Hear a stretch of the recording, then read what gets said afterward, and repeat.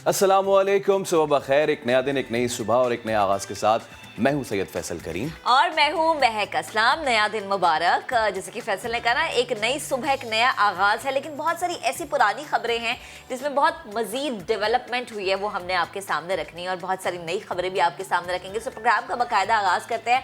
आज हम आपको एक ऐसी दुनिया में ले जाएंगे जो यकीनन किसी जादुई दुनिया से कम नहीं है। अब आप कह रहे कि ये कौन सी दुनिया है जो कि अभी तक हमने नहीं देखी, हमने नहीं जानी। ये है तो यही लेकिन ऐसी सरजमीनें जहाँ जिंदगी अपनी तमाम तर रनाइयों के साथ जलवा रहा है, लेकिन वो जगह कहाँ है, कौन सी है, इसके लिए आपको करना पड़ेगा थोड़ा सा इंतजार। वो कहते हैं ना, थोड़ा सा इंतजार करें, उसके बाद आगे तफसीलात बताएंगे, इसलिए ताकि आप हमारे साथ जुड़े रहिए। इसके अलावा तस्करा करेंगे कराची की कैसे नौजवान का जो कौम का फख्र है, लेकिन खुद किस हाल में है ये कोई नहीं जानता, क्योंकि खेल के साथ हमारे मुल्क में ऐसा खिलवाड़ किया जाता है कि मुल्क के लिए मेडल जीतने वालों को कोई पूछता तक नहीं है। फिर यानी ये कहेंगे कि खेल तो गया ही गया, खिलाड़ी भी हाथों से जाता है। बिल्कुल, लेकिन इसके बावजूद लोग किस तरीके से अपना आपको मोटिवेट किए हुए हैं, आज के शो में ये भी आपको दिखाएंगे। इसके अलावा जिक्र होगा वोट की हुर्मत का, जो अमानत भी और फरीजा भी, लेकिन आज इसी वोट के तकद्दुस को पामाल किया जा रहा है। और ये सब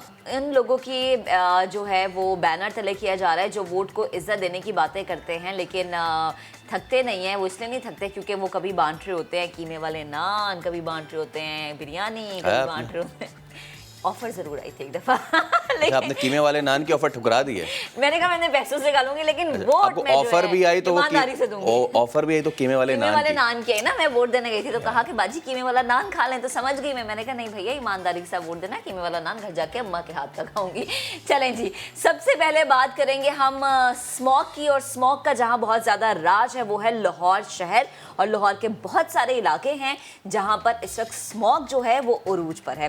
पाकिस्तान का पीछा छोड़ने को तैयार नहीं है स्मॉग, और पंजाब जो आबादी के लिहाज से सबसे बड़ा सूबा है, फ़ज़ाई आलूदगी का जोर यहाँ पर बरकरार है। लाहौर में स्मॉग के डेरे हैं और जिसकी वजह से बीमारियां फैल रही हैं।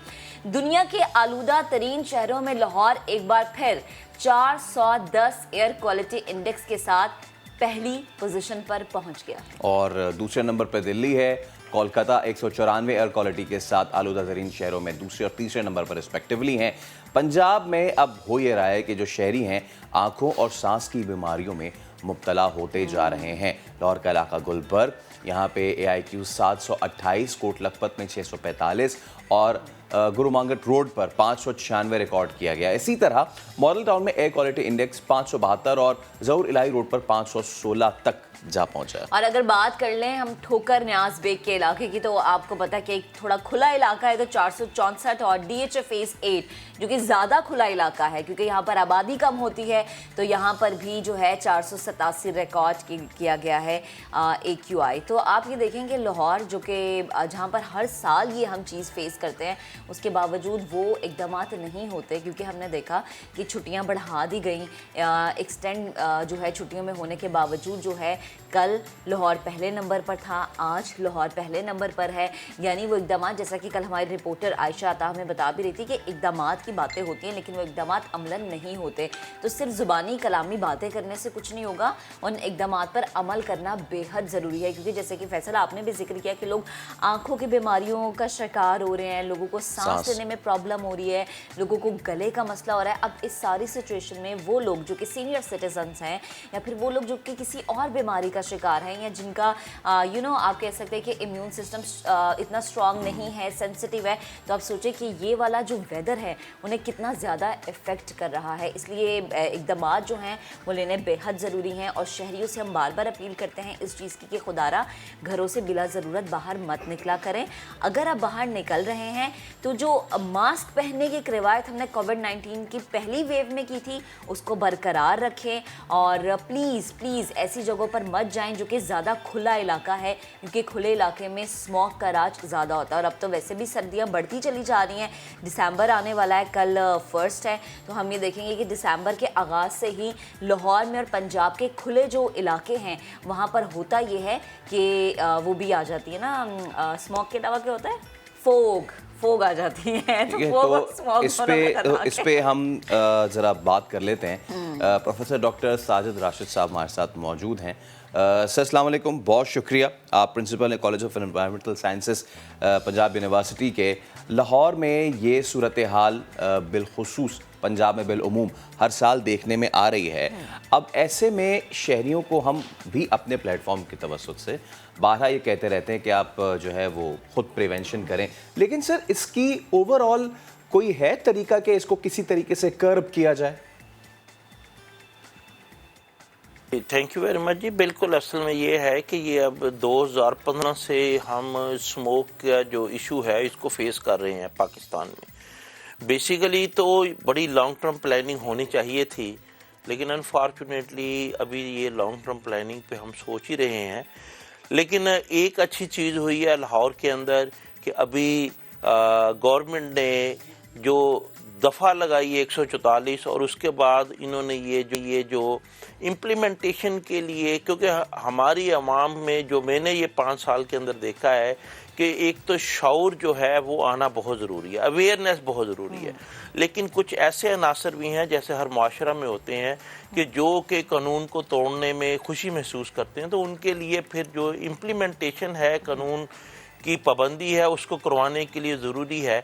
तो अब ये जो जुर्माने वाला काम किया है, मेरा ख्याल है ये एक अच्छा स्टेप है गवर्नमेंट का, और लेकिन इस पे अमल होना चाहिए।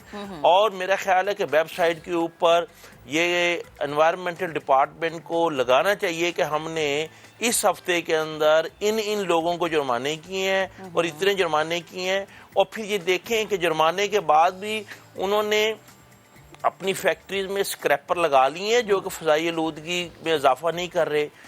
ऐसे भट्टे तो नहीं चल रहे जो जिगजैग टेक्नोलॉजी के बगैर हैं, उनमें काला धुआं तो नहीं आ रहा।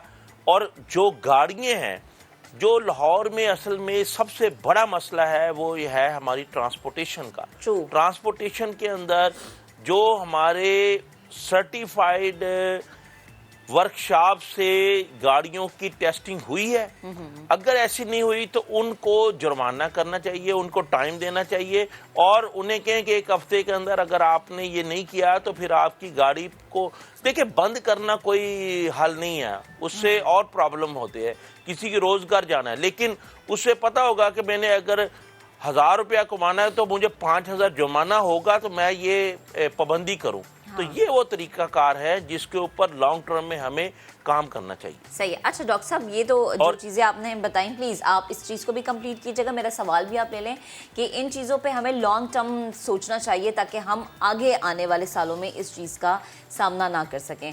अब आगे मज़ीद सर्दियाँ आ रही हैं, स्मॉग और फोग ये दोनों जब इकट्ठे मिल जाते हैं तो ये ज़्यादा ख़तरनाक हो जाते हैं, माहौल के लिए भी, इंसानी सेहत के लिए भी। तो प्लीज़ ज़रा मुझे इस हवाले से भी बताएगा, बारिश अगर नहीं हो पाती पूरा दिसंबर का मंथ, क्योंकि हमने तो ये देखा कि पंजाब गवर्नमेंट ने प्लान किया कि 2022 के बिल्कुल स्टार्ट में जो है वो आर्टिफिशियल बारिश को प्लान किया जाएगा।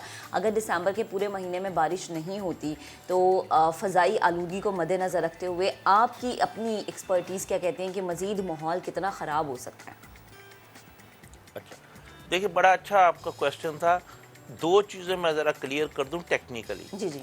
अच्छा, पहली बात तो ये है कि ये जो आप मसनूई बारिश का कह रही हैं, it is a very expensive.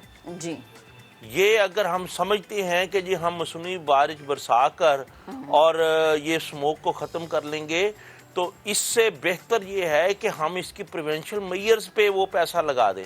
Okay. ये मैं आपको गारंटी से लिख कर दे रहा हूँ कि अगर गवर्नमेंट ने मसनूई बारिश पे जितना पैसा लगाना है उससे आधा पैसा वो इसकी प्रिवेंशन के लिए बजट एनवायरनमेंट डिपार्टमेंट को दे, तो मेरा ख्याल है कि हम ये स्मोक का इशू पे काबू पा सकते हैं। नंबर 1। नंबर 2, आपने ये कहा कि कितना इससे होगा, तो आप ये समझें कि अभी तो आगाज़ हुआ है और ये दिसंबर का महीना और जनवरी का महीना ये हमारे लिए बहुत ज़्यादा डेंजरस होंगे।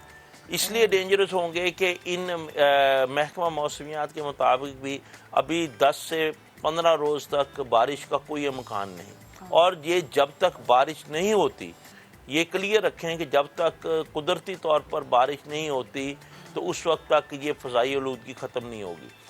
इसमें टेक्निकली सिंपल ये बात है कि फ़ज़ाई आलूदगी हवा के अंदर जो पार्टिकुलर मैटर इस वक्त मौजूद हैं, जो किसी भी वजह से है, ख़ास तौर पर जलाने की वजह से, कोई भी फॉसिल फ्यूल जब हम जलाते हैं तो उसकी वजह से ग्रीन हाउस गैसेज हवा के अंदर मौलिक हो जाती है। अब ऐसे ही है कि अगर आपके कमरे के अंदर धुआं आ जाता है तो जब हम उसके ऊपर अगर पानी फेंकेंगे तो उसमें ये है कि वो धुएं पानी से वो अपना ज़मीन के ऊपर जो इसके फ़ज़ाई फुजले हैं वो ज़मीन में आ जाते हैं। तो यही चीज़ पूरी हमारी एटमॉस्फेयर में हो रही है। अगर इनको नहीं हम जलाना बंद नहीं करेंगे, कूड़ा करकट को, फसलों को और पेट्रोल को, लकड़ी को, कोई भी चीज़ जब हम जलाते हैं तो ये समझें कि हम खुद आवाम जो है इस फ़ज़ाई आलूदगी में इजाफा कर रहे हैं। ठीक है। तो इसलिए इसको गवर्नमेंट के साथ साथ मेरा एक मैसेज है पूरी आवाम के लिए कि हमें खुद देखना चाहिए कि मैं खुद तो नहीं ये काम कर रहा, और अगर मैं नहीं कर, मेरा कोई बहन भाई तो नहीं कर रहा, तो हमें उन्हें खुद रोकना चाहिए बजाय इसके कि हम गवर्नमेंट के ऊपर पूरा वजन डालें। हमें as a Pakistani, as a मुसलमान इन चीज़ों से अपना फैलानी चाहिए और दूसरे लोगों को भी रोकना चाहिए। सही है डॉक्टर साहब, आप साथ रहिएगा। यकीनन जो लोग हमें देख रहे हैं, कैमरे बैठे हमें सुन रहे हैं, उनके लिए ये जानना भी बहुत ज़्यादा ज़रूरी है कि बेसिकली स्मॉग बनती कैसे है, धुआं या फिर फोग इंसानी ज़िंदगी पर कितने ज़्यादा मुज़र असरात मुरतब कर सकता है। एक वर्चुअल है, वो आपको दिखाते हैं ताकि मज़ीद आसानी हो जाए समझने में। स्मॉग और फॉग आखिर है क्या, आपको फर्क बताते हैं। सर्दियों के मौसम में शाम, रात और सुबह के औकात में जब दर्जाए हरारत कम हो जाता है, ऐसे में जमीन के करीब मौजूद हवा ऊपर मौजूद हवा के मुकाबले में ठंडी हो जाती है, तो उसमें शामिल आबी बुखारात पानी के नन्हे नन्हे कतरों में तब्दील हो जाते हैं। ये कतरे एक साथ मिलकर धुंध की ये चादर बनाते हैं जिसे फॉग कहा जाता है।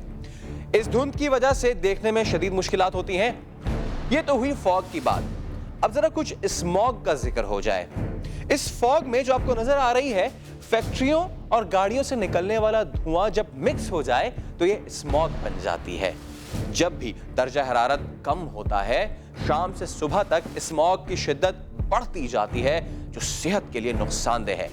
यानी कि fog plus smoke is equal to smog.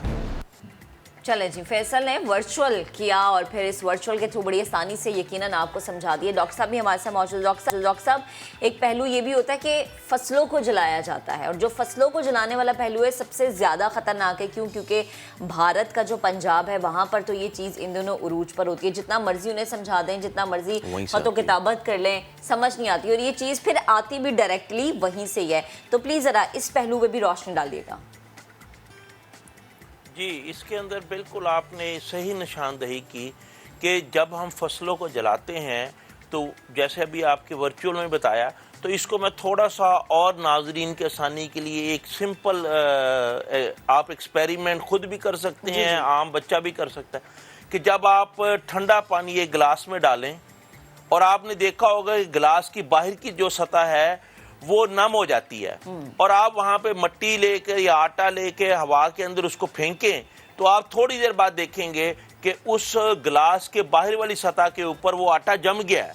और जब वो आटा जम जाता है तो ये समझें कि ये वो स्मोक की शक्ल बन गई है जो हवा में है, जो हमें धुंध की शक्ल में हमें नज़र आती कि ये धुंध है। बेसिकली वो बहुत ज़्यादा ख़तरनाक है।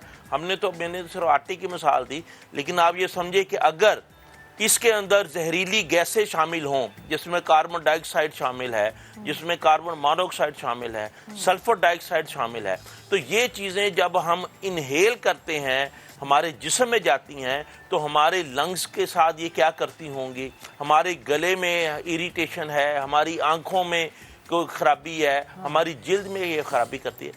और इसको रोकने के लिए हमने पाकिस्तान में तो दफ़ा 144 लगा दी, और फसलों को अब ये होता है कि इम्प्लीमेंटेशन करने के लिए जो है किसी ने फसल जला दी, पता ही हफ्ते बाद लगता है कि यार यहाँ पे तो फसल जली थी, तो अब हम क्या करें।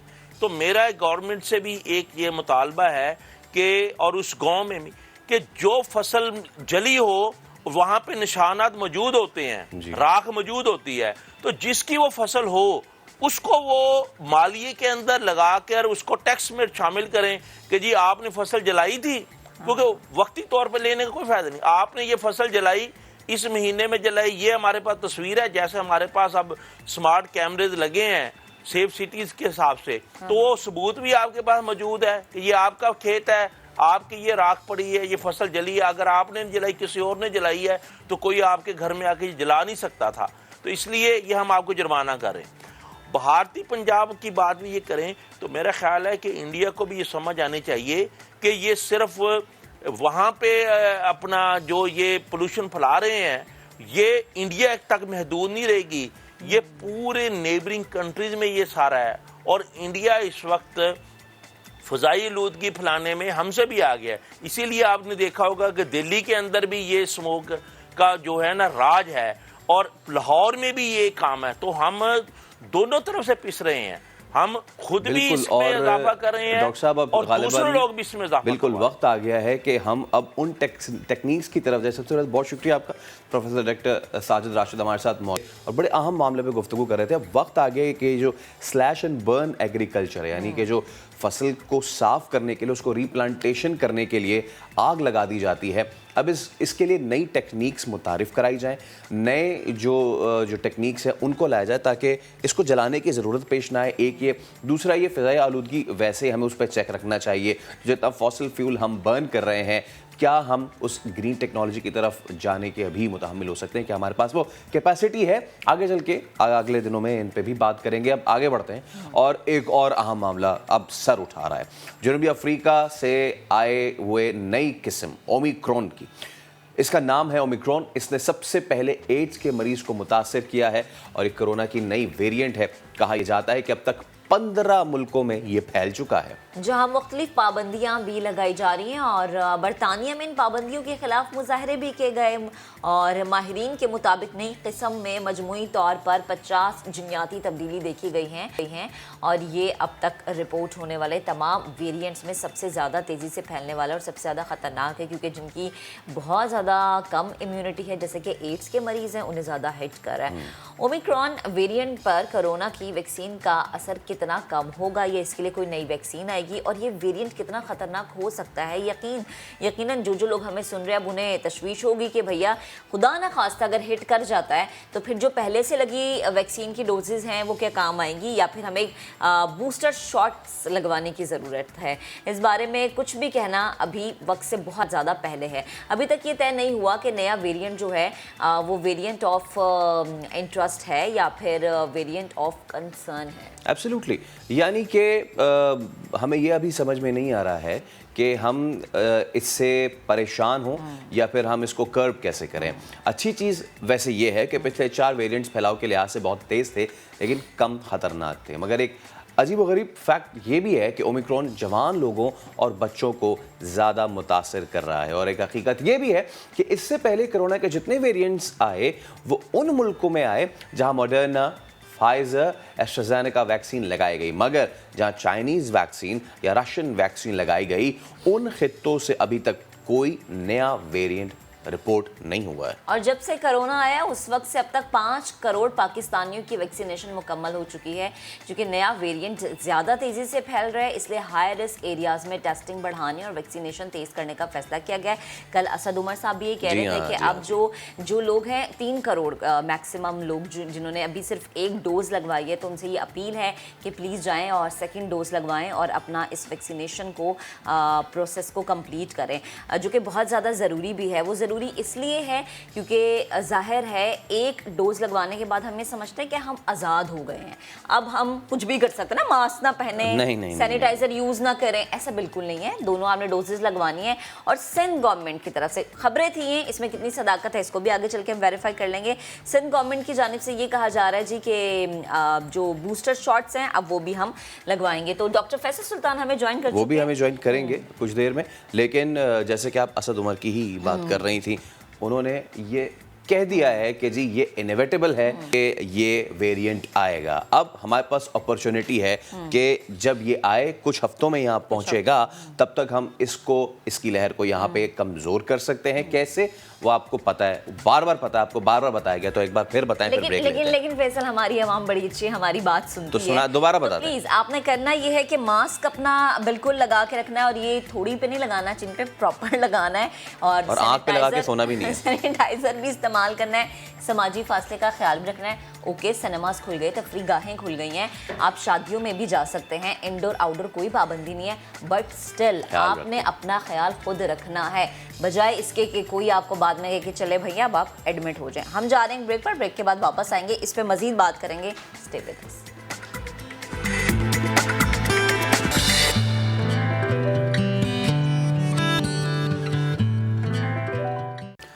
Welcome back. एक अरसे में आपने गाना सुना होगा, जूते दे दो पैसे ले लो, है ना, पैसे की खरीदो फरोख्त। और अब ये चीज़ सियासत में आ रही है, यानी कि पैसे ले लो और वोट दे दो। पीपल्स पार्टी, मुस्लिम लीग नून, जिनके बैनर तले वोट के खरीदो फरोख्त की मुबैना बोली लगाई जा रही है। वोट दो, नोट लो, सोशल मीडिया पर अपलोड होने वाली वीडियोस में सब देखा जा सकता है। नतीजत इलेक्शन कमीशन ने भी इसका नोटिस ले लिया है और ज़िला इंतज़ामिया को ऐसी वीडियोस के फॉरेंसिक करवाने की हिदायत भी दे दी है। मामला उस वक्त नुमाया हुआ जब लाहौर के हल्का NA 133 में 5 दिसंबर को होने वाले ज़िमनी इलेक्शन से पहले नून लीग और पीपल्स पार्टी ने एक दूसरे पर इल्ज़ामात लगाना शुरू कर दिए। मुबैना वीडियोज़ में जो है वो देखा भी जा सकता है, जो कि मौजूद है और बिलखुसूस गुज़श्ता रात और इससे पहले सोशल मीडिया पर सामने भी आई है। किसी वीडियो में मुबैना तौर पर पीपल्स पार्टी के लोगों को वोट खरीदते दिखाया जा रहा है, तो कहीं पर मुस्लिम लीग नून के कारकुनान जो है वो पैसे देकर हल्फ उठवा कर वोट खरीदने का इल्ज़ाम आयद कर रहे हैं। चूँकि पाकिस्तान तहरीक इंसाफ इस इलेक्शन की दौड़ में शामिल नहीं, इसलिए उन पर कोई इल्ज़ाम नहीं लगाया जा सकता, लेकिन NA 133 की मुबैना वीडियोस को वोट को इज्जत दो का DNA कहा जाए तो बेजा नहीं होगा, यानी गलत नहीं होगा। इसी पर बात करने के लिए हमें ज्वाइन कर चुके हैं पाकिस्तान पीपल्स पार्टी से और पाकिस्तान तहरीक इंसाफ से भी असलम गिल साहब भी होंगे हमारे साथ शायद, और पाकिस्तान तहरीक इंसाफ से फैयाजुल हसन चौहान साहब भी हमें ज्वाइन कर चुके हैं। तो फैयाज साहब, गुफ्तगू का आगाज़ आपसे करते हैं। गुड मॉर्निंग, कैसे हैं आप? कहिएगा, ये वोट का जो नारा लगाते थे आज हमें नज़र आते हैं कि इन्हीं की नाक तले तो वोट बिक भी रहा है, बोलियां भी लग रही हैं।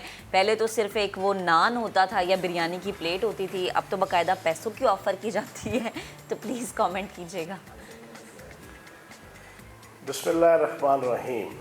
देखिए, मैं तो पिछले 40-45 साल से एक सियासी कारकुन हूँ और मैं उस अपने तजर्बे की बुनियाद पे ये दावे से कहूँगा कि पाकिस्तान के अंदर वोट को नोट दो और नोट को इज़्ज़त दो।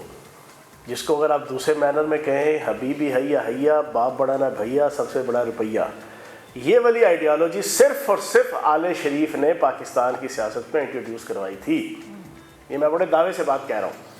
छांगा मांगा की सियासत हो, जजेस को ख़रीदने की सियासत हो, जनरलों को जनाब BMW की चाबी देने की सियासत हो, आपके जनाब ब्यूरोक्रेट्स को जो है वो अपने साथ मिल के जना चलाने की सियासत हो, ये आले शरीफ का खासा है।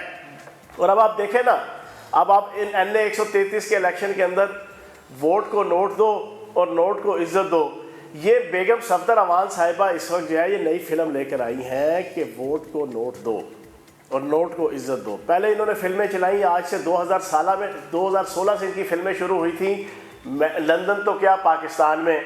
फिर इनकी एक फ़िल्म आई कतरी शहजादे का खड़ाक, फिर एक एंट्री आई मेरा अब्बा जनाब अरबपति, फिर एक एंट्री आई कि जनाब पनामा की होशियारियाँ, फिर एक इनकी एंट्री आई जज का प्यार, फिर एक इनकी फ़िल्म आई कि जज का तकरार, फिर एक इनकी फ़िल्म आई कि अबू लंदन नहीं जाएंगे, फिर फिल्म आई अबू लंदन जाएंगे। इस तरह की नाकाम फिल्में बेगम सफदर अवान चलाती रही हैं आज तक, लेकिन अब बदकिस्मती से इनके ऊपर खुद फिल्में आना शुरू हो गई हैं। वो फिल्में क्या है? समा को एड्स नहीं देने, ARY को ऐड नहीं देने, 92 को ऐड नहीं देने, 24 को ऐड नहीं देने। तो बात यह है, रांझा क्या कहते हैं वो, रांझा रांझा कहने में आपू रांझा हुई, उसके मजाक अब बेगम सफदर अवान साहिबा और नून लीग अब वो एक्सपोज होना शुरू हो गए हैं। और ये आप एक्सपोज होने की एक इजहार और मैनिफेस्टेशन आपके सामने है। NA 133 के अंदर कुरान पाक के ऊपर हाथ रखा के 2-2 हज़ार रुपया दे के ये जनाब वोट ले रहे हैं और वोट को नोट भी दो और नोट को इज्जत भी दो, बस ये सारी आइडियालॉजी है इनकी। अच्छा फयाज साहब, ये आपने जो आखिरी जो लफ्ज़ कहा ना आइडियोलॉजी, ये माइंडसेट, देखें आप ईवीएम ले आएँ, आप चाहे किसी इसी दुनिया की टेक्नोलॉजी लगा लें या फिर मार्स से कोई मरीज से कोई निज़ाम ले आएँ, लेकिन जब तक ये माइंडसेट प्रिवेल करेगा कि जी बिरयानी की प्लेट, आपका कीमे वाला नान, या फिर अल्लाह माफ़ करे कहना नहीं चाहिए लेकिन इतनी पाक किताब पे इस चीज़ का हल्फ उठाते हुए कि पैसे ले लो और वोट दे दो, इस माइंडसेट को तो कोई निज़ाम नलेफाई नहीं कर सकता ना सर। तो इस माइंडसेट को कैसे हम ख़त्म करें? अगर मैं आपके सामने ना एक बड़ा ब्रेकिंग किस्म का, ब्रेकिंग तो नहीं है लेकिन इस तज़कीर के लिए एक ब्रेकिंग चीज़ आपके सामने जो है ना डिस्क्लोज करता हूँ। जी जी। मियाँ मोहम्मद शरीफ साहब अल्लाह पाक जन्नतुल फिरदौस में जगह दे, ये इनका दूसरा दौरे इक़्तिदार था 90s में। उसमें इन्होंने जनरल जंजुआ साहब होते थे chief of army staff JLM के, वो बड़ा दिलेर जुर्रतमंद और रसूली आदमी था। उसको ख़रीदने के लिए इन्होंने बड़ा एक टैक्टिस रखा, अपने घर खाने पे बुलाया, खाने पे बुला के खाना खाने के बाद अंदर ले गए जनाब मियाँ मोहम्मद शरीफ साहब जनरल जंजुआ साहब को। उन्हें कहते हैं कि देखो जिस तरह नवाज शरीफ मेरा बेटा है, जिस तरह शहबाज शरीफ मेरा बेटा है, आप मेरे तीसरे बेटे हो, मैं आपको बेटा मानता हूँ। तो शहबाज शरीफ बड़े अरसे से पीछे पड़ा हुआ था, मुझे लेटेस्ट मॉडल की BMW लेके दो। तो मैंने कहा जब मैंने बाकी बच्चों को लेके देनी है तो फिर आप भी मेरे बेटे हो, तो ये चाबी जनाब आप रख लें BMW की। ये मैं नई बात नहीं कर रहा, ये सारी दुनिया इसको लिख चुकी है, कालम निगार भी, तजिया निगार भी। ये स्टाइल था आले शरीफ का खरीदने का। यही अल्लाह पाक से तंदुरुस्ती दे रफ़ीक तारड़ साहब को, जिस वक्त सदर पाकिस्तान है, जिनका नवासा इस वक्त जनाब उछल उछल के जनाब वोट को नोट दो और नोट को इज्जत दो की आइडियोलॉजी की जंग लड़ रहा होता है ना, वो रफ़ीक तारड़ साहब जनाब ब्रीफकेस हाथ में उठा के, जब इनकी और लुगारी साहब जो सदर पाकिस्तान थे दूसरे टेन्योर के अंदर, वो भी 90s में इनकी लड़ाई शुरू हुई, तो जजेस को खरीदने के लिए कोयटा बेंच के जनाब ये गए थे। माशाल्लाह इतनी लंबी दाढ़ी के साथ, ताजद गुजारी के साथ जनाब रफ़ीक तारड़ साहब ने यह काम सर अंजाम दिया था। सहाफ़ियों को, जजेस को, जनरलों को, दुनिया का कोई तबका नहीं है जिसको आले शरीफ और नून लीग ने इस सियासत की जनाब गंगा के अंदर जनाब वोटों के जरिए, नोटों के जरिए से नंगा ना किया हो। ये इनका स्टाइल है, ये इन्होंने इंट्रोड्यूस कराया था। इससे पहले पाकिस्तान की सियासत के अंदर इस तरह की खरीदो फरोख्त कभी नहीं होती थी।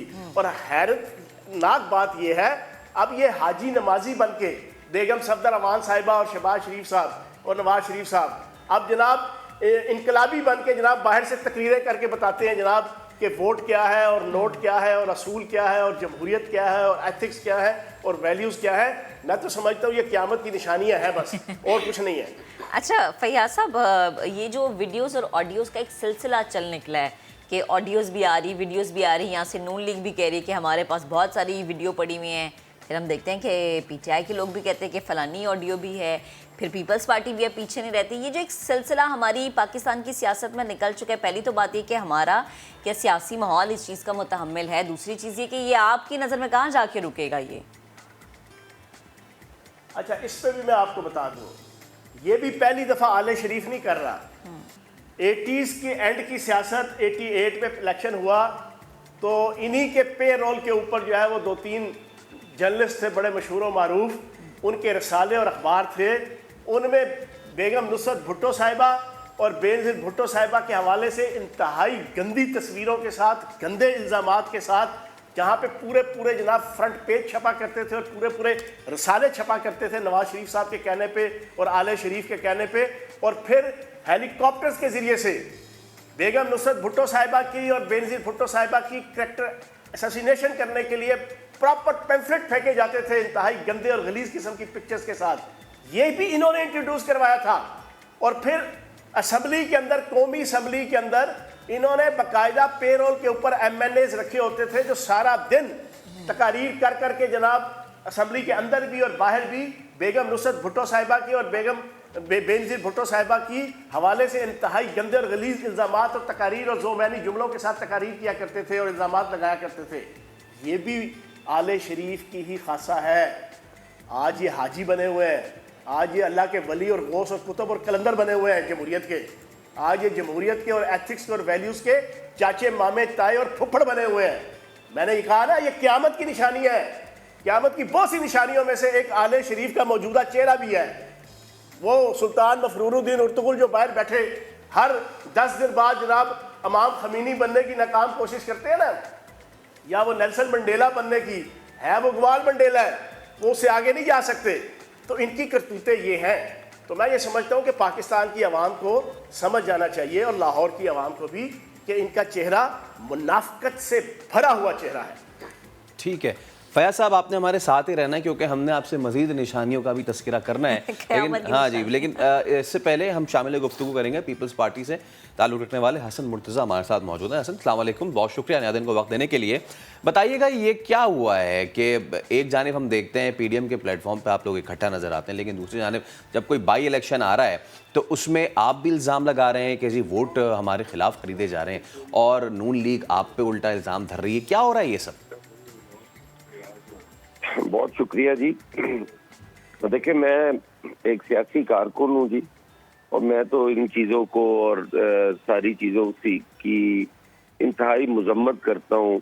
जो भी गैर जमहूरी तरीके हैं, रवैये हैं जो वहाँ पे हुआ है, इंतहाई शर्मनाक है। और ये मैं समझता हूँ कि तमाम पॉलिटिकल पार्टीज के लिए ये इंतहाई शर्मनाक बात है कि हम पे ये इल्ज़ाम लग रहे हैं कि आज हम वोट खरीद रहे हैं और ये कर रहे हैं, वो कर रहे हैं।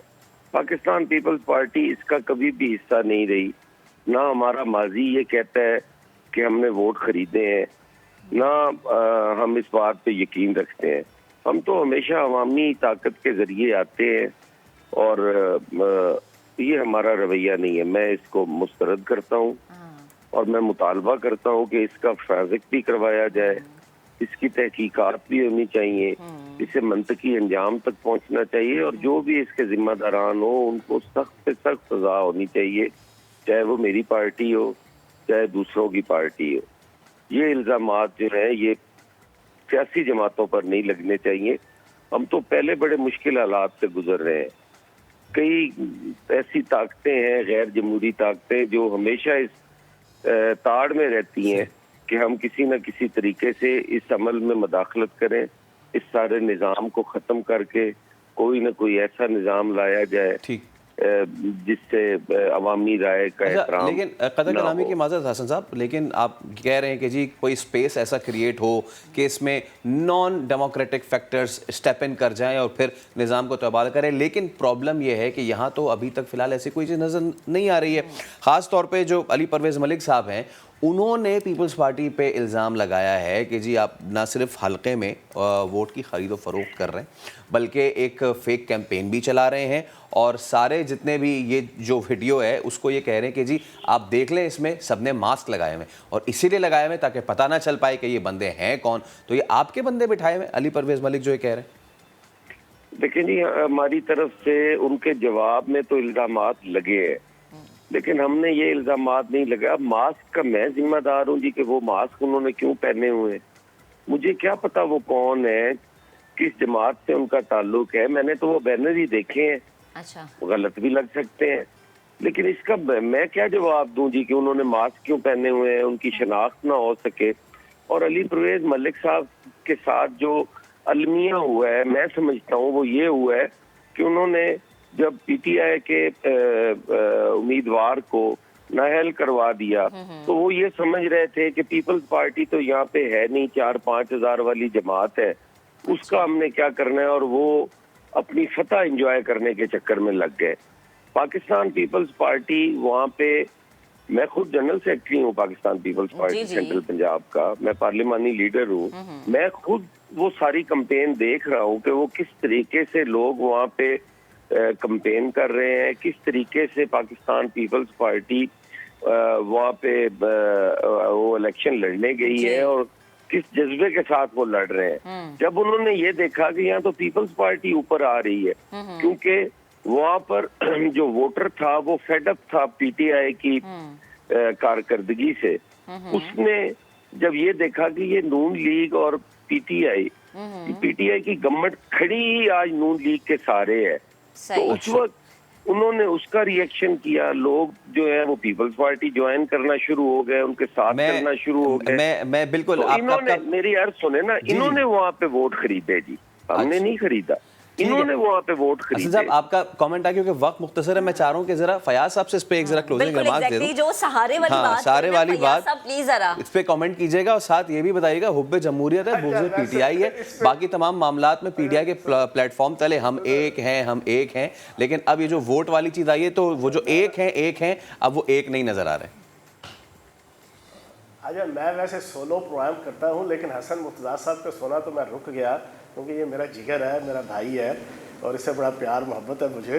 आखिरी एक बात कही इन्होंने कि सहारे पे खड़ी है, तो मैं तारीख का एक जनाब मैं खिड़की खोल देता हूँ कि जब नवाज जरदारी साहब की हुकूमत जब ख़त्म होने लगती थी, उस वक्त नून लीग आती थी, इनको कंधा फराहम करती थी 2008 से 2013 तक।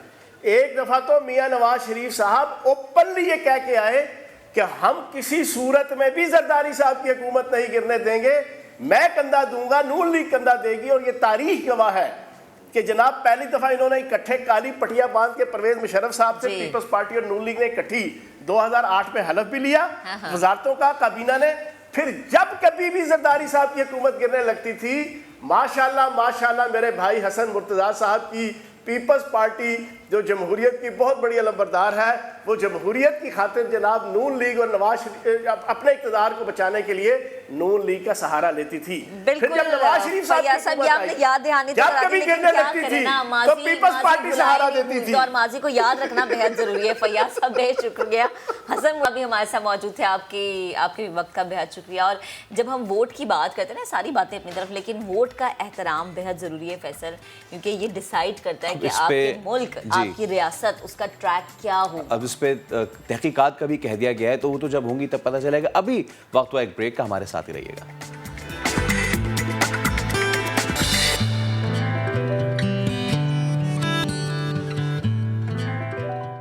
Welcome back. जरा अफसोसनाक खबर शामिल करते हैं शेखुपुरा से, जहां M2 काला शकाकों पर धुंध के बायस 30 से ज्यादा गाड़ियां आपस में टकरा गई हैं। हादसे में 20 मुसाफिर जख्मी हुए हैं और रेस्क्यू का अमल इस वक्त जारी है। मनासिर आप देख सकते हैं। और धुंध के बायस आई थिंक फैसल रेस्क्यू की कार्रवाइयों में मुश्किलात भी हद निगाह देखे कितनी कम हो जाती है और बिल्कुल सिफर हो जाती है। और इसीलिए बारहा ये इंतबाह किया जाता है कि आप गाड़ी अगर चलाएं तो फॉग लाइट्स चला लें या फिर थोड़ी देर के लिए कहीं रोक लें। लेकिन क्योंकि अगर तो एक बार गाड़ी टकराने का सिलसिला शुरू हुआ तो वो रुकता नहीं, और यही हुआ। और इकट्ठे कितना बताया आपने, 30 गाड़ियाँ 30 गाड़ियाँ टकराई, वजह से 10 जो हैं वो जख्मी भी हुए हैं। और मैक्सिमम अभी तक 10-20 के दरमियान तादाद बताई जा रही है, जिन्हें करीबी अस्पताल मुंतकिल भी किया जा रहा है। बट अगेन आप देखें, जब सुबह के वक्त सफ़र होता है स्पेशली इन रोड्स पे और मोटरवे M2 और जो दीगर इससे मुल्हिका सड़कें हैं, बारहा ये कहा जाता है और ये बताया जाता है कि प्लीज़ बिला ज़रूरत ना निकलें घर से। अगर निकलें तो थोड़ा टाइम को मैनेज करके निकलें। चलें जी, आगे बढ़ते हैं। और आगे बढ़ते हुए आपको बताते हैं कि सर्दियां आती हैं, वैसे तो बड़ी सौगातें आती हैं, लेकिन साथ साथ बहुत सारी चीज़ों की किल्लत भी हो जाती है। सौगातें जिन चीज़ों पे बनती हैं ना, यानी गैस, वो घरों में अब नहीं आएगी। गैस की किल्लत जो है वो सर उठा रही है। सुई सदर ने CNG स्टेशन को 2.5 माह के लिए गैस की फराहमी मुअत्तल रखने का फैसला कर लिया है, यानी 15 फरवरी तक सिंध और बलूचिस्तान के CNG स्टेशन को गैस नहीं मिलेगी।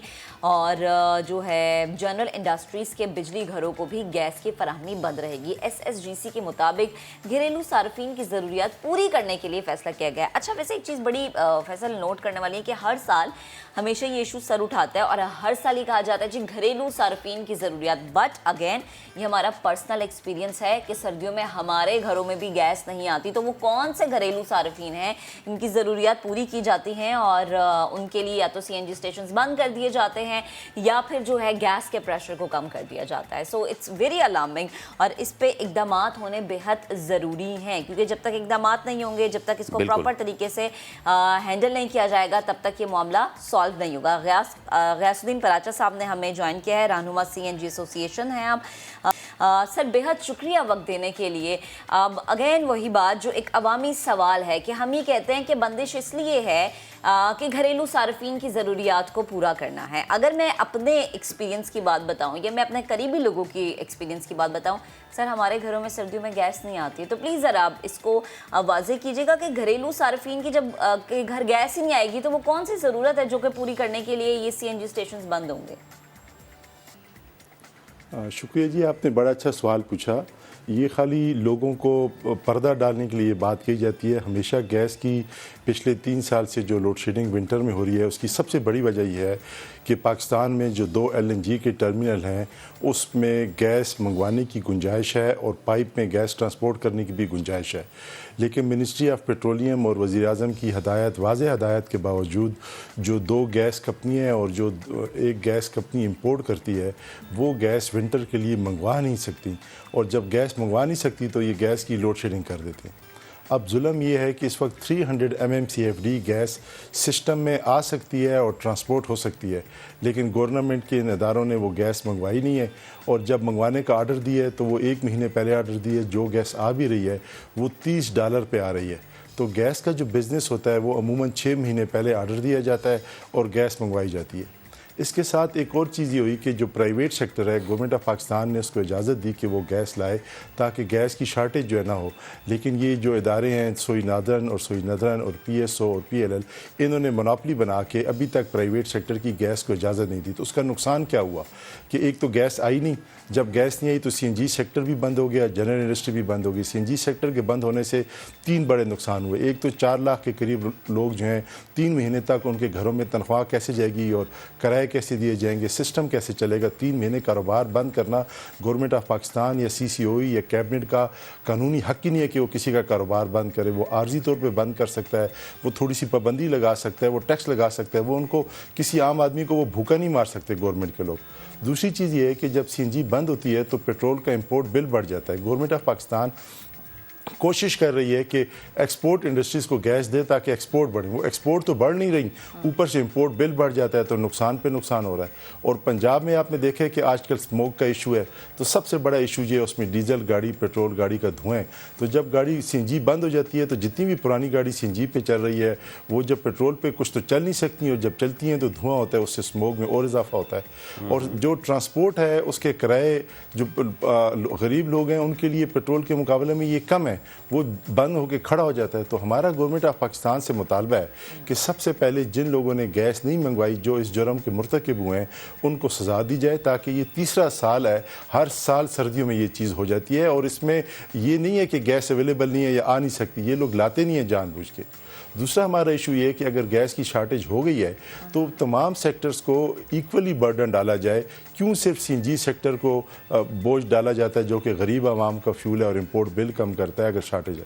और तीसरी सबसे अहम बात, घरेलू सारिफिन का ये इसलिए कहते हैं कि लोग कहें कि CNG की वजह से शार्टेज होती है। आज 30 नवंबर है, मैं आपको गारंटी देता हूँ कि 15 फरवरी तक इन्होंने जो ऐलान किया, अगर ये हमें CNG बंद करके जो थोड़ी सी गैस है ये घरों में ज़रा सा खाली प्रेशर ही बेहतर कर दें, मैं चैलेंज करता हूँ गवर्नमेंट को, तो हम 3 महीने अपने ऊपर सख्ती बर्दाश्त कर लेंगे आवाम की आसानी के लिए। लेकिन ऐसा नहीं है, ये सिर्फ उन लोगों को गैस दे रहे हैं, $2 वाले लोगों को गैस दे रहे हैं। हम $15 पे गैस लेते हैं, हमें गैस बंद करके ये $2 पे जो लोग गैस लेते हैं उनको गैस दे रहे हैं। ये करप्शन है। इस करप्शन को छुपाने के लिए ये घरेलू सारिफिन का नाम लेते हैं और CNG सेक्टर को बंद करते हैं और उन लोगों को गैस देते हैं जो इंतहाई सस्ती गैस है। अच्छा, CNG तो क्लोजर अब होगा ही, हम आगे चल के आपसे इस पर ज़रूर बात करेंगे कि कराची में परेशानी होती है, बलूचिस्तान में कितनी ज़्यादा परेशानी होती है। लेकिन उससे पहले मैं आपसे ये पूछना ज़रूर चाहूँगा कि एक तो ये बताइएगा कि किसी भी स्टेक होल्डर से सुई सादरन ने कोई रब्ता नहीं किया इस क्लोजर से पहले, और दूसरा ये भी कि मुआहदा था कि जी LNG जो है वो मिलती रहेगी, तो क्या वो मुआहदे के तहत LNG मिलेगी या उस पर भी पाबंदी है? देखिए, यही तो बदकिस्मती है। एक तो हम लोगों को इन्होंने कहा कि आप LNG लेंगे और LNG पे आपके CNG स्टेशंस बंद नहीं होंगे। LNG की कीमत है $15, लोकल गैस की कीमत है $6। हम पिछले कई अरसे से LNG इस्तेमाल कर रहे हैं, हमने महंगी LNG लेना किया कि हमारा कारोबार बंद ना हो। अब इन्होंने हमारा कारोबार बंद कर दिया LNG के बावजूद। जहाँ तक आपने बात की है स्टेक होल्डर से मुलाकात की, तो मैं तो बड़ा हैरान हूँ कि अवामी ओहदों पे ऐसे लोग बैठे हैं जो स्टेक होल्डर्स को स्टेक होल्डर समझते ही नहीं है, और वो मिलना तो दूर की बात, फ़ोन सुनना भी गवारा नहीं करते।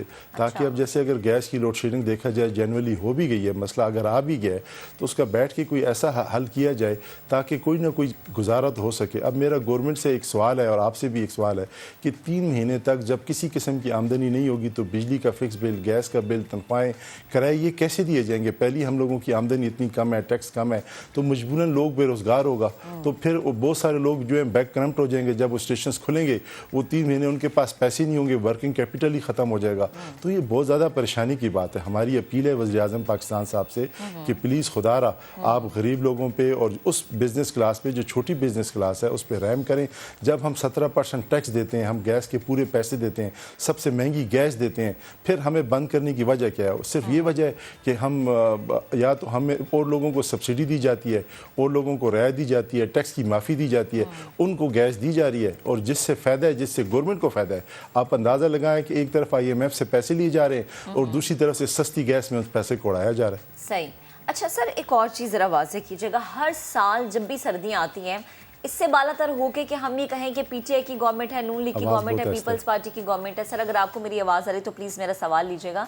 इस चीज़ से बालातर हो के कि किसकी हुकूमत है, अगर हम ये आपसे पूछना चाहें कि कोई एक इसका दरमियानी रास्ता जिससे ना CNG एसोसिएशंस को मसला हो, ना घरेलू सार्फिन को मसला हो, ना हम ये कहें कि गवर्नमेंट ने बर वक्त इकदाम नहीं किए। यकीनन एक साल को जब एक साल में आप चीज़ बार बार फेस करेंगे या हर साल कोई भी चीज़ फेस करेंगे तो इसका कोई दरमियानी रास्ता तो निकलेगा ही ना। क्या इस तरफ या इसके हल की तरफ जाना बेहतरी नहीं है? जी बिल्कुल, कल इस सिलसिले में ना हमारी मिनिस्टर पेट्रोलियम से शाम को मीटिंग हुई थी और हमने उन्हें यही बताया कि इस मसले का ना परमानेंट हल निकलना चाहिए। तो असल में बदकिस्मती ये है कि गवर्नमेंट ऑफ पाकिस्तान ने एक पॉलिसी दी है, कैबिनेट ने एक पॉलिसी को अप्रूव किया और वो पॉलिसी ये थी कि तमाम इंडस्ट्रीज़, CNG वाले, फर्टिलाइज़र वाले, जो भी शख्स है वो अपनी गैस खुद इंपोर्ट करे, अपनी ज़रूरत के मुताबिक अपने पैसों से, गवर्नमेंट का कोई रिस्क ना इन्वॉल्व हो और वो अपना बिज़नेस खुद कर सके। लेकिन बदकिस्मती से ये हुआ कि जो गवर्नमेंट की 2 कंपनीज़ हैं उन्होंने इस चीज़ को इजाज़त नहीं दी, क्योंकि अगर गैस इंपोर्ट होती है तो वो गैस सस्ती हो जाएगी, गैस अवेलेबल हो जाएगी। जब गैस अवेलेबल हो जाएगी तो लोग सिफारिश के लिए गैस कंपनियों में जाते नहीं हैं, लोग अनफेयर मीन नहीं देते। तो इस पॉलिसी को कैबिनेट ने अप्रूव किया हुआ है। हमने कल मिनिस्टर पेट्रोलियम साहब से दरख्वास्त की कि फौरी तौर पे इस पर अमल दरामद कराया जाए ताकि गैस आए और गैस की शार्टेज जो है ख़त्म हो। अब उन्होंने वादा तो किया है, अब देखते हैं इस वादे पर अमल कैसे होता है। सही है। और गयास साहब, जैसे कि आपने ख़ुद भी ये फरमाया कि ये 3rd स्ट्रेट ईयर है जहाँ पे ये सारे मामलात हो रहे हैं, फिर आपने ये भी कहा कि जी LNG उसकी भी प्रोविज़न नहीं हो रही है। मैं आपसे अब ये पूछना चाह रहा था, हम तो कराची में सब बैठे हैं ना, और यकीन माने कि इतनी सर्दी भी यहाँ पे नहीं है। अगर हम ये 8 घंटे ट्रैवल करके थोड़ा सा ये यहाँ पे कोयटा वहाँ चले जाएं और वहाँ पे जो इस वक्त सिचुएशन है, लोगों का ये भी कहना है कि जहाँ से निकलती है गैस वहाँ वालों के लिए नहीं है, इस रीज़न को भी ज़रा एक साइड रख दें। वहाँ पे कितनी परेशानी होने जा रही है? आपको पता है कि वहाँ पे तो लाइफ स्टेक पे होती है, वहाँ तो इतनी सर्दी होती है कि लोगों का गैस के बगैर गुजारा नहीं, हीटर्स के बगैर गुजारा नहीं है। क्या ये भी रीज़न बड़ा नहीं है कि अब इस मामले को हल किया जाए? देखिए, पूरी दुनिया में ना जहाँ पे टेम्परेचर माइनस भी होता है ना, वहाँ पे गैस हीटिंग के लिए नहीं इस्तेमाल होती। तो ये हमारे मुल्क की बदकिस्मती है कि इन्होंने गैस का रेट की तकसीम 6 स्लैब्स बनाए हुए हैं। तो जो पहले 2 स्लैब्स हैं वो उन लोगों के लिए जो जिनको ये कहते हैं कि वो गरीब हैं या उनकी आमदन जो है इंतहाई कम है, तो वो लोग जो गैस इस्तेमाल करते हैं वो उस पर खाना भी बनाते हैं, उस पर पानी भी गर्म करते हैं, उस पर हीटर भी लगाते हैं, और वो जो हीटर या गीज़र इस्तेमाल करते हैं वो बहुत इनएफिशिएंट होते हैं। तो गैस का ज़िया जो है वो बहुत ज़्यादा होता है। तो अब सबसे पहली जो चीज़ है, गैस के जो अप्लाइंसेज हैं वो ऐसे होने चाहिए कि किसी भी घर में लगे ना तो वो गैस का इस्तेमाल सही हो सके, नंबर 1। और दूसरी बात, गैस की कीमत जो है ना वो रेशनलाइज होनी चाहिए कि अमीर के लिए बेशक ज़्यादा हो लेकिन गरीब के लिए भी कीमत इतनी कम ना हो कि वो इसको दिल का अयाशी समझ के इस्तेमाल करे। उसको ये एहसास होना चाहिए कि ये इंतहाई कीमती चीज़ है, इसको मुझे जितनी ज़रूरत है मैं उतनी इस्तेमाल करूँ। तो ये चीज़ जो है, अभी देखें लोग जो हैं गैस पे जनरेटर भी चलाते हैं कि जी बिजली से सस्ता है, तो गैस ज़ाया होती है। लोग जो है गैस का पाइप जो है ना, सारा दिन आप देखेंगे मुख्तलिफ दुकानों में या मुख्तलिफ जगहों पर हीटर लगा हुआ है, आगे से वो खुली है गैस, बस सिर्फ उनके पाँव गर्म हो रहे हैं। तो ये सिस्टम जो है ना, थोड़ा सा हमारी माशरे में ना गैस का इस्तेमाल पे लोगों का दिल नहीं दुखता। तो जो ज़रूरत है पानी गर्म करने के लिए, खाना पकाने के लिए, फिर वो ज़रूरत भी पूरी नहीं होती। तो थोड़ा सा गवर्नमेंट को एक ऐसी मुहिम चलानी चाहिए ताकि आवाम में भी ये शऊर हो कि वो गैस का इस्तेमाल सर्दियों में जो ज़रूरी है उसके लिए करे और जो गैर ज़रूरी है उसके लिए ना किया जाए। राजा साहब, अगर गवर्नमेंट ये मुहिम ना भी चलाए, फिर भी मुझे लगता है कि एक सिविक सेंस होती है और वो होना बड़ी ज़रूरी है, क्योंकि एक बहैसियत शहरी जो आपकी जिम्मेदारी है उसको निभाना आपका फ़र्ज़ है। बेहद शुक्रिया गुफ्तगू करने के लिए, वक्त देने के लिए। आगे बढ़ते हैं, अब ज़रा रुख करते हैं शहर कायद का। कराची का मोहम्मद अम्मार अज़्मो हिम्मत की मिसाल, जुजुत्सु का होनहार खिलाड़ी है, कौम का फ़ख्र है, लेकिन मजबूरी क्या है कि वो आइसक्रीम बेच रहे हैं। एक दो नहीं, कौमी और बैनुल अक़वामी मुकाबलों में पूरे 50 मेडल्स उन्होंने अपने नाम किए हैं। ये लातादाद मेडल्स है, लेकिन इसके बावजूद उन्हें किसी ने सपोर्ट नहीं किया। मगर अम्मार ने हार नहीं मानी, ज़िंदगी की गाड़ी खुद इन्हसारी के तहत बावकार तरीके से उन्होंने चलाई। और फैसल जो हैं वो गए वहाँ पर, उन्होंने जाकर उनसे गुफ्तगू की। यकीनन ये एक लम्हा फ़िक्रिया है हमारे लिए कि ये हमारा मुस्तकबिल इस वक्त न जाने किस किस तरीके से कमाने पर मजबूर है। फैसल ने जो उनसे गुफ्तगू की और उनका क्या जवाब था वो आपको दिखाते हैं।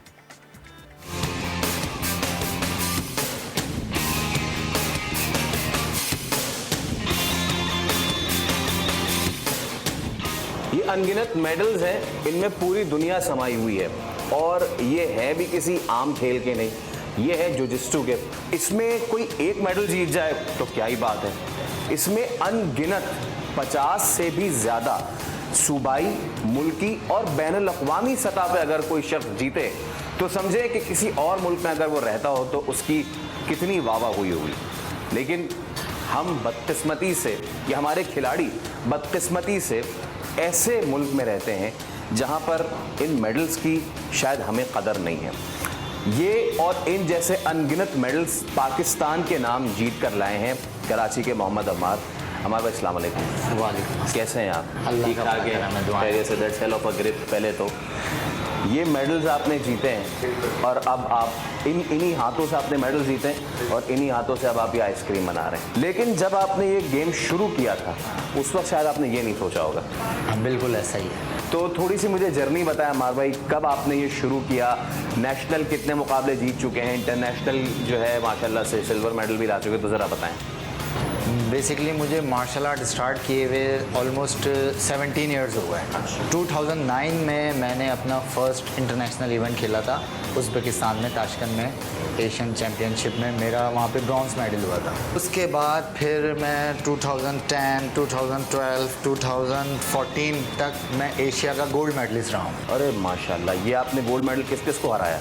ये गोल्ड मेडल में काफ़ी कंट्रीज़ हैं एशिया का। एशिया में जितने भी मेरे पार्टिसिपेंट्स थे उनमें जो भी कंट्रीज़ थी इंक्लूडिंग इंडिया। और 2014 में एशियन बीच गेम्स में मेरा गोल्ड मेडल था। फिर 2015 में मैंने वर्ल्ड चैम्पियनशिप में फ़र्स्ट टाइम डेब्यू पार्टिसिपेटिंग थी मेरी, और उसमें अल्हम्दुलिल्लाह मैंने सिल्वर मेडल लिया था। ममालिक कितने थे वो टोटल? वर्ल्ड चैम्पियनशिप थी तो मेरे ख्याल से 200 के करीब 200 मुल्कों में मेरे भाई ने सिल्वर मेडल हासिल किया। तो ऐसा क्या हुआ कि आपको आइसक्रीम पार्लर खोलने की ज़रूरत है? बेसिकली पाकिस्तान में जो स्पोर्ट्समैन की जो लाइफ है ना, वो मतलब ऐसी है कि आपको खुद ही सरवाइव करना होता है, अपने आप को खुद ही सेल्फ स्पॉन्सर करना है, और उसी में आपने जो है ना अपने आप को ग्रूम भी करना है, ट्रेनिंग भी करनी है, और जो है ना घर भी चलाना है। फिर फैमिली हो जाती है, आप शादी जब हो जाते हैं, आपकी फैमिली है, आपके घर वाले हैं, उनको भी आपने सपोर्ट करना होता है। तो वो फिर स्पोर्ट्स उसके साथ साथ कंटिन्यू नहीं रह सकता, उसके लिए फिर आपको अपना कोई ना कोई बिजनेस करना ज़रूरी है। ये जो थोड़ी कड़वी कड़वी बातें हैं, कोशिश करते हैं कि ठंडी मीठी आइसक्रीम के साथ इसका असर थोड़ा ज़ाहिर करें। आए हम ज़रा बैठते हैं, बैठ के टेबल पे थोड़ी बातचीत और गपशप होती है। ये थोड़े से मेडल्स हैं, अभी आपको पूरा गुच्छा दिखाते हैं। आइए। आइसक्रीम तो मैं खा रहा हूँ, वैसे मैं कन्फेशन करना चाहता हूँ मार भाई, मैं कई बार यहाँ से आइसक्रीम खा के जा चुका हूँ और मुझे नहीं पता था कि ये जो आइसक्रीम पार्लर के ओनर हैं वो हमारी कौम का कितना बड़ा फ़ख्र है। आपको कभी लगा यार मैंने इतनी टफ चीज़ की है मैं गोल्ड मेडलिस्ट रहा हूँ, सिल्वर मेडलिस्ट रहा हूँ, एशियन चैम्पियन, नेशनल चैम्पियन तो माशाल्लाह से आप लगातार जीतते आ रहे हैं। तो इतनी फेम नहीं मिली, इतनी शोहरत नहीं मिली, लोग जो है वो क्या रिस्पॉन्स करते हैं, कभी ये चीज़ आई है जहन में? आती है, बहुत दफ़ा आती है। अच्छा, इसमें ये है कि मतलब जब आप जीत कर आते हो ना, जो आपको एक मतलब मोटिवेशन और जो आपको एक हाईलाइशन चाहिए होती है, वो इतनी ज़्यादा पाकिस्तान में नहीं मिलती, सिवाय कुछ स्पोर्ट्स हैं उसके अलावा। एक स्पोर्ट्स है उसके अलावा पाकिस्तान में अदर स्पोर्ट्स में इतनी ज़्यादा हाईलाइशन नहीं मिलती है स्पोर्ट्समैन को, तो वो काफ़ी फील होता है। अच्छा, दूसरी एक्टिविटीज़ में मैं देखता हूँ कि लोगों के पास जो है वो मतलब कोई छोटी सी कोई वीडियो बना के उल्टी सी। हमारी कौम में एक ये बड़ा मसला है कि यार कोई नेगेटिविटी की तरफ जो है ना वो बहुत ज़्यादा जाते हैं। अभी आप अगर ये मेडल्स मैंने किसी यूरोपियन कंट्रीज़ में रहते हुए ये मेडल्स मैंने लिए होते तो मैं उनका स्टार होता। जो हाईलाइशन मिलनी चाहिए ना एक स्पोर्ट्स को, स्पोर्ट्समैन को, वो नहीं मिली। लेकिन ये है कि फिर भी मोटिवेट रहना चाहिए। आप सिर्फ स्पोर्ट्स करते हुए ना अपनी लाइफ कंटिन्यू नहीं कर सकते। ये कहते हैं कराची में हम जबान में कहते हैं फड्डा हो जाए तो पहुँचो, ये लेके पहुँचो, सर फाड़ो इससे। अगर अच्छा सिर्फ मैं अगर ये दिखाऊँ ना आपको अंदाज़ा हो गया होगा ये कितने हैवी मेडल्स हैं सारे। सर्टिफिकेट्स कौन कौन से हैं आपके पास, ज़रा मुझे? सर्टिफिकेट्स मेरे बचपन से लेकर आज तक के सर्टिफिकेट्स हैं, बहुत सारे हैं। अच्छा ये पुकेट से डिप्लोमा भी किया हुआ आपने? मतलब ये एशियन बीच गेम्स का है वो डिप्लोमा सर्टिफिकेट। ओके। हाँ, ये वर्ल्ड चैम्पियनशिप का है, ये एशियन चैम्पियनशिप के सर्टिफिकेट्स हैं, ये नेशनल के हैं। थोड़े से अरेंज नहीं हुए हुए क्योंकि ये कुल मिला के कितने हैं, गिनती की है आपने? ये टोटल मेरे ख्याल से 50 प्लस हैं। 50 प्लस सर्टिफिकेट्स हैं। मेडल्स कितने हैं आपके? मेडल्स भी मेरे पास 50 प्लस हैं। 50 प्लस है, 50 प्लस 50 सेंचुरी मारी भी है आपने। हाँ। अच्छा अमर भाई ये बताएं अब कि आगे क्या प्लान है? ठीक है, कितना मज़ीद खेलेंगे? मैंने इंशाल्लाह भी अभी कंटिन्यू करना है इसको और हाँ खेलते रहेंगे। कोई अभी तो कोई टाइम लिमिट नहीं है कि मैं कितना सोच के अभी कुछ सोचा नहीं है। स्पोर्ट्स हमें यही सिखाता है ना, लड़ना। हाँ लड़ना, बिल्कुल, एंड तक हार नहीं मानना है। अभी रिसेंटली 1 महीने पहले मैं एशियन चैम्पियनशिप में अल्हम्दुलिल्लाह ब्रॉन्ज मेडल लेकर आया हूँ माशाल्लाह। और अब यूएई में और नेक्स्ट मेरा 2022 में एशियन इंडोर गेम्स हैं, एशियन बीच गेम्स हैं और वर्ल्ड चैम्पियनशिप से एशियन तो चैम्पियनशिप। ये जो आप जाते हैं तो ये कुछ स्पॉन्सर करता है कि क्या होता है? स्पॉन्सर्स तो बड़ी मुश्किल से मिलते हैं और कभी मिल जाते हैं कभी नहीं मिलते हैं। हमारे भाई हम आपको बेस्ट ऑफ लक विश करते हैं 2022 के लिए भी, 2023 के लिए भी और आगे जितने साल आपने कंटिन्यू करना है उसके लिए। थैंक यू सो मच, बहुत शुक्रिया। पाकिस्तान में एक स्पोर्ट्समैन सिर्फ स्पोर्ट्स पे ज़िंदा नहीं रह सकता, इसीलिए आज ये आइसक्रीम पार्लर बना के भी बैठे हुए हैं।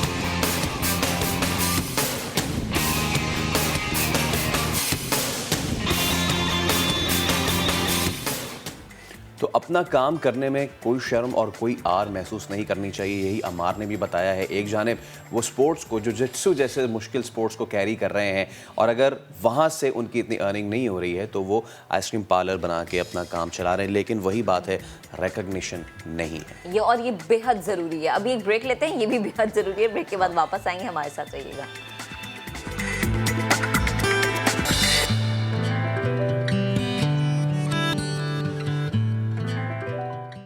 Welcome back. अब ज़रा खबर शामिल करते हैं लाहौर से। लाहौर के बच्चों के लिए जिन्हें चिड़ियाघर जाना बहुत ज़्यादा पसंद है और वीकेंड पे हर कोई ही चाहता है कि बाहर जाए और स्पेशली बच्चों की फरमाइश होती है कि चिड़ियाघर जाना है, उनके लिए खबर अच्छी बिल्कुल भी नहीं है। लाहौर में चिड़ियाघर के जानवर इंतज़ामिया पर यूँ लग रहा है कि बोझ बनने लगे हैं। जानवरों को दूसरे शहरों में मुंतकिल किया जाने लगा है, यानी लाहौर का जू अब खाली होना शुरू हो गया है। अफ्रीकन कितनी गलत बात है ये। हाँ एग्जैक्टली, और इसके पीछे आई थिंक शायद इंतजामिया की ही नाअहली है। फैसल बताएं, मतलब कि चिड़ियाघर जो है वो कराची में भी यही मामला चल रहे हैं और हम तो समझते थे कि लाहौर के फिर कुछ अच्छे मामला होंगे, लेकिन नहीं हुआ। क्या है कि अफ्रीकन शेर के एक नर और मादा को लाहौर चिड़ियाघर से डीजी खान चिड़ियाघर भेजने का फैसला किया गया है, जबकि एक नर सफ़ेद शेर को शेर को, जो वाइट लायन है, उसको लाहौर चिड़ियाघर से सफारी जू लाहौर मुंतकिल किया जाएगा।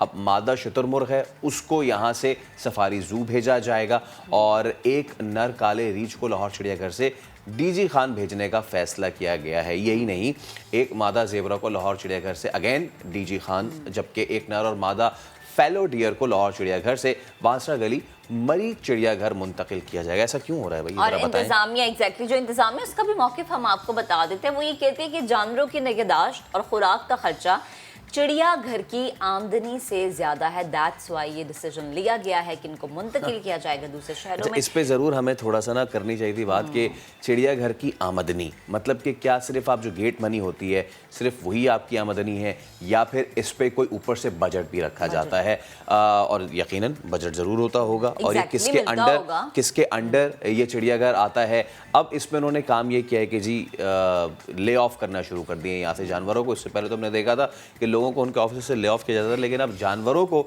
यहाँ से ले ऑफ करना शुरू कर दिया गया। अब इसमें हुआ ये है कि जो लाहौर के लोग हैं जो यहाँ पे आते थे देखने के लिए इन जानवरों को, महसूस होते थे, वो थोड़े से जो है वो डिसअपॉइंटेड। एग्जैक्टली, और बनता भी है ना, क्योंकि आपके पास कितनी तफरीगाहें हैं, आपके पास कितने ऐसी जगहें हैं, कितने ऐसे मकामात हैं, स्पेशली इन सिटी अगर हम बात करें कि आप जहाँ पर बच्चों को वीकेंड पे लेकर जाएं या उनका वीकेंड अच्छा बनाएं।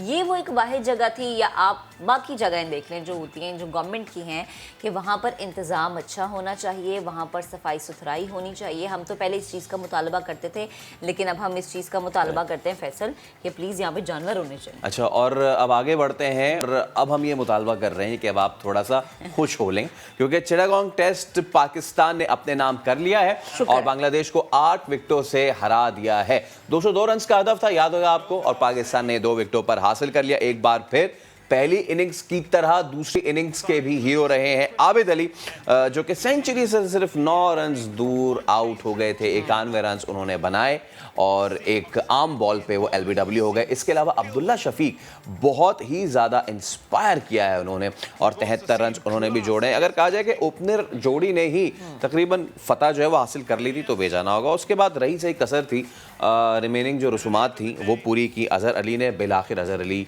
ने डग से अपना स्कोर आगे बढ़ाया, 24 रन उन्होंने बनाए और कप्तान बाबर आजम उन्होंने आके 13 रन बनाए। और इस तरह पाकिस्तान ने ये बांग्लादेश के खिलाफ एक मुश्किल विकेट पे, एक टर्निंग विकेट पे आखिरी दिन 5वें दिन ये जीत हासिल कर ली है। थोड़ी सी अगर आपको इनिंग्स हाईलाइट दें तो बांग्लादेश ने जब वो पहले आए थे बड़ा ज़बरदस्त उन्होंने 330 रन बना डाले थे और उसमें लिटुन दास जो हैं उनके बैट्समैन उन्होंने सेंचुरी स्कोर की थी। उसके बाद पाकिस्तान की पहली इनिंग्स का आगाज़ बहुत अच्छा था और पाकिस्तान ने बड़ा ज़बरदस्त आबिद अली और जो अब्दुल्ला शफीक हैं उनके थ्रू बहुत ज़बरदस्त ओपनिंग जोड़ी उन्होंने लगाई थी। लेकिन उसके बाद मिडिल ऑर्डर थोड़ा सा कोलैप्स कर गया था और जिसकी वजह से बांग्लादेश को एक अच्छी हेल्दी लीड मिल गई थी। लेकिन फिर हुआ ये कि शाहीन शाह अफरीदी ने बताया कि मैं हूँ शाहीन शाह अफरीदी, और उन्होंने आते ही बांग्लादेश की दूसरी इनिंग्स को तो तबाह बर्बाद तहस नहस कर दिया था।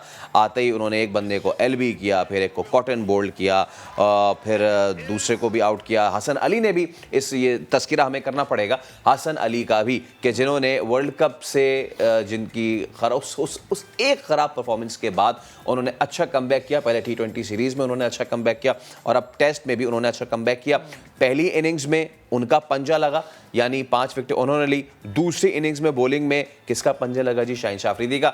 अदिल अजहर हमारे साथ मौजूद है, सीनियर स्पोर्ट्स एनालिस्ट। अदिल भाई बहुत बहुत मुबारक हो, बड़ा बीफिटिंग विक्ट्री है। कल जब हम आपसे बात कर रहे थे आपने कहा 200 थोड़ा ट्रिकी हो जाएगा, लेकिन कितनी अच्छी बात है कि पाकिस्तानी ओपनर्स ने इसको ट्रिकी होने नहीं दिया। हाँ जी बिल्कुल, आपको भी मुबारक हो, तमाम व्यूअर्स को भी। It's always good thing Pakistan को जीतते हुए देखना, और टेस्ट मैच में खास तौर से जहां पे पाकिस्तान बहुत ज्यादा हमें एक्शन में नजर आता नहीं है।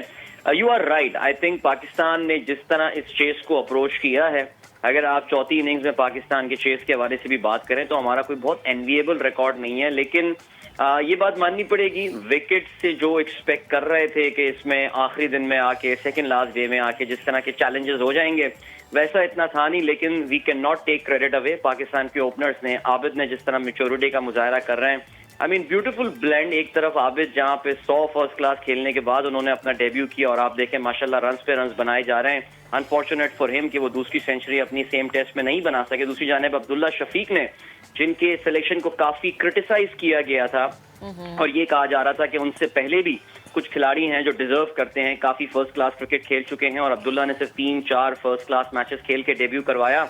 अपने सिलेक्शन को उन्होंने जस्टिफाई किया। तो well done to the young man and the senior pro. सही।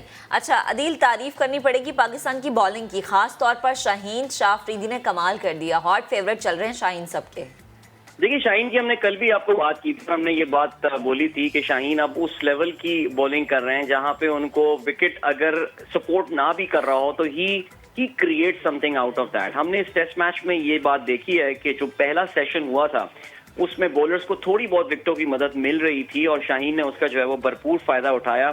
और इसमें मेरा ये ख्याल है कि कोई शक नहीं है, माशाल्लाह 7 wickets in a test match जहां पे फास्ट बॉलर्स के लिए इतनी ज्यादा जो है वो हेल्प नहीं थी।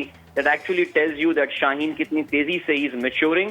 और देखें, कहते हैं ना असल क्रिकेट तो लॉन्गर फॉर्म ऑफ क्रिकेट ही होती है और वहां पे ऐसे ट्रैक्स में विकेटें निकालना ये बताता है कि कितना ताबनाक मुस्तकबिल शाहीन का है इंशाल्लाह आगे। विकेट आपने बात की विकेट की, तो उसकी बात थोड़ी कर लेते हैं आदिल भाई, क्योंकि हमने देखा भी कि ओपनर्स ने तो बिल्कुल भी ये फील नहीं होने दिया, लेकिन अभी later part of the game जिधर अजहर अली और ये खेल रहे थे, कप्तान बाबर आजम, तो मिडल लेग पे बॉल पिच हो रहा था और वो लेग स्लिप की तरफ बॉल जा रहा था। इतना ख़तरनाक विकेट था ये। और इस पे अगर हमारे ओपनर्स ने, ख़ास तौर पे जिसको हम कल भी कह रहे थे कि स्पिन को इतना अच्छा नहीं खेलते, तो विकेट को देखते हुए भी हमें क्रेडिट देना पड़ेगा बहुत। देखिए बिल्कुल, पहले सेशन में जैसे मैं बता रहा था कि विकेट ने मदद दी। देखिए 5वें दिन की टेस्ट मैच की विकेट थी, इसमें वियर एंड टेयर होता है। फैसल, जो चीज विकेट को ज्यादा खतरनाक कर देती है वो उस विकेट का अनप्रेडिक्टेबल टर्न होता है और बाउंस होता है। मेरा ये ख्याल है, मैं जिन दोनों बैट्समैन को भी, बल्कि तीनों बैट्समैन को मैंने जिस तरह बैटिंग करते हुए देखा है, they were able to pick the spin. वो ये समझ सकते थे कि बॉल यहाँ पे पड़ के कहाँ स्पिन होगी और क्या होगी। So there was an element of predictability on that wicket, जो कि जाहिर है अब बाबर हुए, अजहर हुए, इन्होंने बहुत क्रिकेट खेली हुई है। ये इस बॉल स्पिन जरूर हो रहा था लेकिन प्रेडिक्टेबल स्पिन हो रहा था, जिसकी वजह से पाकिस्तानियों को इतनी ज्यादा मुश्किलात जो है वो चेस करने में नहीं हुई सुबह। ठीक है अदील, बेहद शुक्रिया वक्त देने के लिए, गुफ्तगू करने के लिए। तो जनाब, खेल की सूरत हाल स्पेशली क्रिकेट जो कि हमने आपके सामने रखी है। अभी लेते हैं ब्रेक, ब्रेक के बाद वापस हाजिर होंगे, हमारे साथ रहिएगा।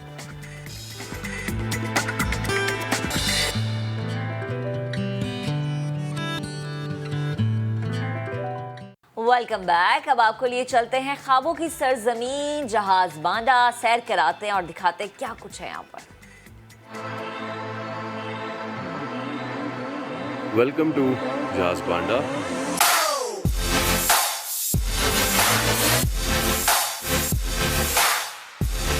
टिकट 1, मजे इतने कि कोई हद नहीं।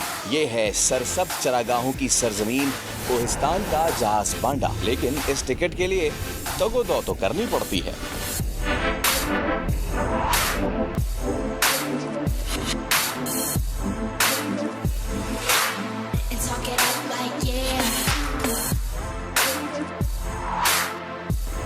कोहिस्तानी पट्टी पे दाखिल होने के बाद सबसे पहली मंजिल होती है थलका गांव। यहाँ रुक के थोड़ी देर गर्मा गर्म जलेबी खाने में, वो भी दरिया किनारे, कोई मुजायका तो नहीं।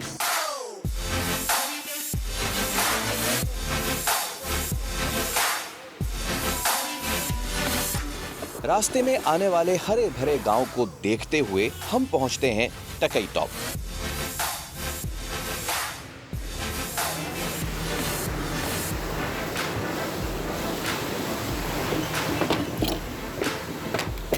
यहाँ ट्रैकिंग भी है, हाइकिंग भी, जंगल भी है, सब्जा भी, फूल भी हैं, कलियां भी, और इन सबसे अच्छी बात, भूख लगने पे चाय भी है और बिस्किट भी।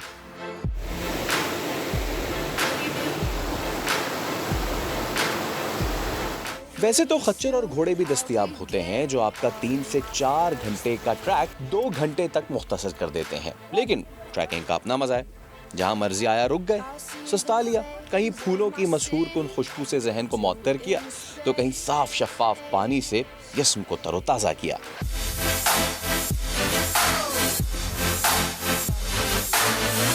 मैंने बहुत से लोगों को वापस पलटते हुए देखा है, बट बहुत करीब आके अगर आप वापस चले आएंगे तो आप अपनी सारी मेहनत बर्बाद कर देंगे। या this is the last push. और अब वहाँ नीचे से कहीं आ रहे हैं, तो इतना ऊपर आके अगर आप इतना ऊपर आके अगर आप वापस नीचे चले आएंगे तो आप क्या मिस करेंगे आपको थोड़ी देर में पता चल जाएगा। जैसे किसी पहाड़ को सर करने की आखिरी कोशिश सबसे मुश्किल होती है, ट्रैकिंग और हाइकिंग का भी यही उसूल होता है। लेकिन जूं ही मंजिल पर पहुंचते हैं, पहला मंजर देखते ही मेहनत वसूल हो जाती है। जाज बांडा यहाँ पे, पीड़ बांडा यहाँ पे, कुंड बांडा यहाँ पे, एक नहीं दो आबशारें और पीछे ये बल खाती हुई नागिन झील। कहाँ मिलेगा इतना सब कुछ, यानी एक टिकट में इतने सारे मजे। अब इस टिकट के कई मजे लेने की बारी है। वैसे तो नाम सिर्फ जहाज बांडा का मशहूर है, यानी ऐसा मैदान जहां जहाज भी उतर जाए, लेकिन यहाँ एक नहीं कई ऐसे मैदान हैं, कई ऐसी चरागाहें हैं, यानी कि ये सरजमीन बांडा, बांडा लैंड है।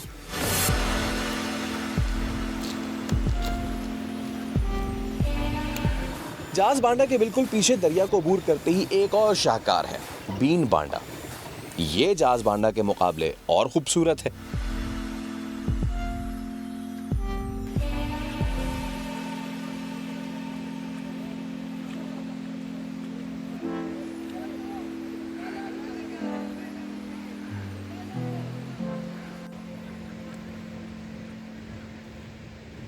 इसका खूबसूरती आप भी देख रहे, और ये पीछे ग्लेशियर भी है उस तरफ, पीछे वो आबशार भी उस तरफ है।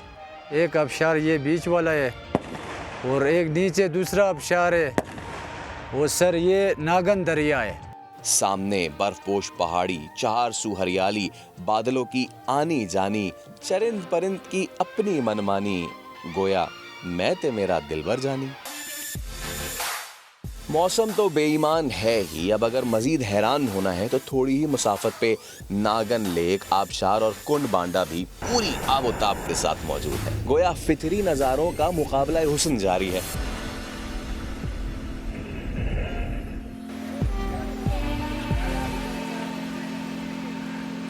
होटल तो 5 साल से बनना शुरू हुआ है। पहले इधर इमरान खान आया था, कुमराट आया था, उसने यही बोला कि बस इधर टूरिज़म लोग सारा इधर आएगा।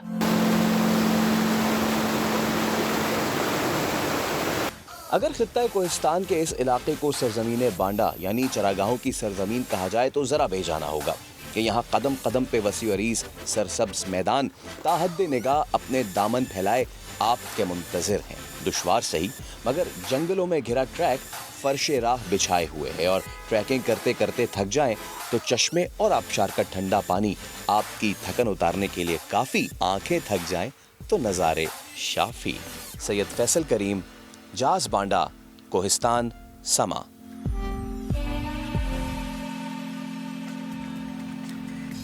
चलें जी, प्रोग्राम अपने इख्तिताम को पहुंचा कर आपसे फिर से मुलाकात करेंगे। अपना बहुत सा ख्याल रखिएगा। अल्लाह हाफ़िज़।